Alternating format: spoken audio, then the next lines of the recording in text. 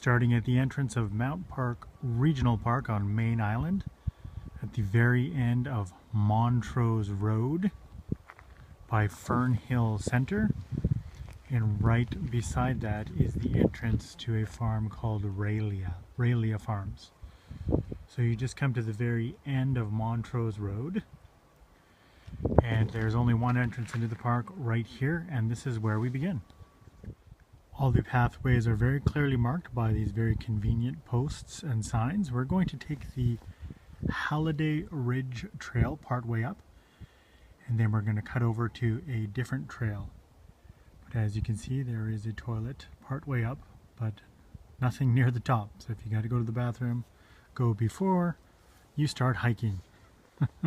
Here we go! I'm approximately 100 meters into the trail. Just came over the small little bridge over the stream, and the parking lot is just beyond the trees there. But don't be confused by the property on the left hand side here. This is private property, so the sign does point to the right. There's a tiny little log here, just kind of looks like it's fallen, but there's a property marker. That's private property. Don't go that way. Stay on the trail that is clearly marked. Again, fairly self-explanatory. As you can see, private trail that way, don't go that way. Follow Halliday Ridge Trail. So we're going to take the center path. There's a path on the right, but that leads to a small little pond. So up the middle we go. Approximately 400 meters into the hiking trails. There's a convenient map of all the trails. And if you look closely, you'll see that all of the trails are marked. They're color-coded, red, green, yellow, and orange. But they all loop and come back to their starting point. And so even if you take a wrong trail, if you just keep walking, you'll end up back on the original trail eventually. So it's really difficult to get lost. 400 meters in, about 30 meters back is the outhouse. This is the trail I just came up. And to my immediate left here is a small trail. This is the Halliday Ridge Trail. It's marked by the red here. So we're going to actually take the yellow trail, which is the old gulch trail that goes up the middle to the top. And then from the top, if we take the red trail all the way down, it's a longer trail, but it's an easy way down. The old gulch trail is a little bit steep, so going down it can be a little bit slippery. So we're going to take this trail back down, and that will come out right here. So when we're finished, we'll come back to exactly where we started, because as I said, everything loops.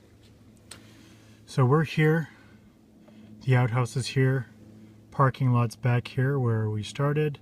Now what we're going to do is we're going to follow this green trail. It's called the Lowland Nature Trail. We're going to go to here and hang a right and go up the Old Gulch Trail. This Plumper Pass Community Park is also very beautiful. But today we go up the middle to the top to my favorite spot. Here we go.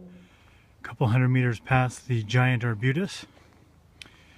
We have some more markers here. As you can see, the Old Gulch Trail, which we will be taking, which is connected to the Plumper Pass Loop Trail. Then the Lowland Nature Trail. As I said earlier, everything is connected by loops. So if you take a wrong turn, you'll come back to where you started anyway. But going downhill, that's the Lowland Nature Trails. So do not go downhill. Go uphill. Unless, of course, you want to go to the Lowland Nature Trails, which are also pretty awesome. So just a few meters down, you can see there's a sign.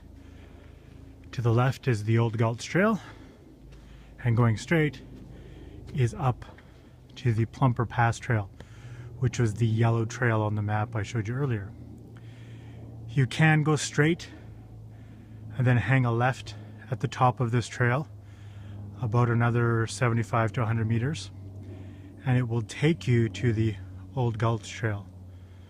But you go up and then you would come back down to this trail. So it's actually faster to just take a left here and go up the old Gulch Trail. I am now at the 3/4 point.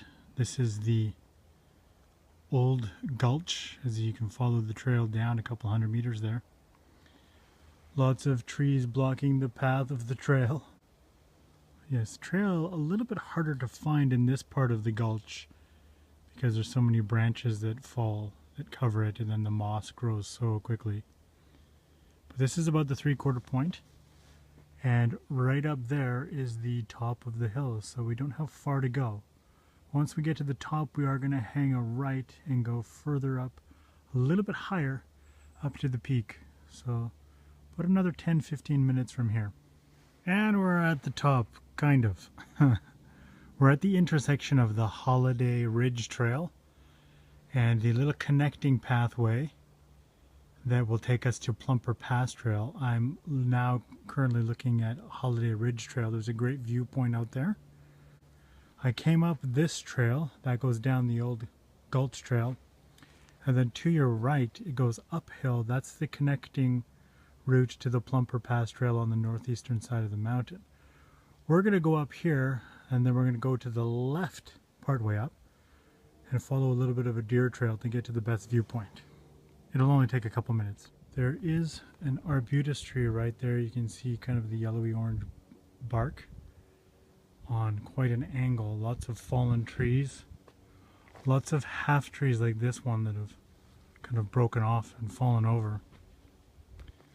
And it levels off just a little bit up here. And there's a clearing just to the left here.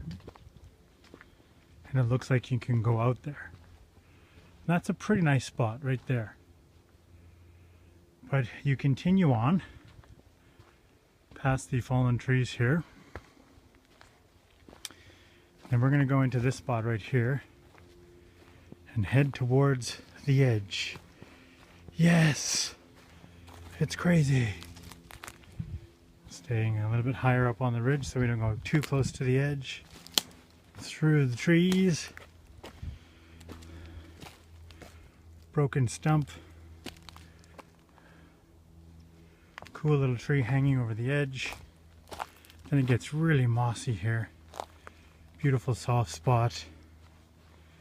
And it clears out into this open area. Nice grassy area. That's the main trail back up there. It goes up a tiny bit higher. But I've searched, and this seems to be the best spot. There's no trees obstructing your view.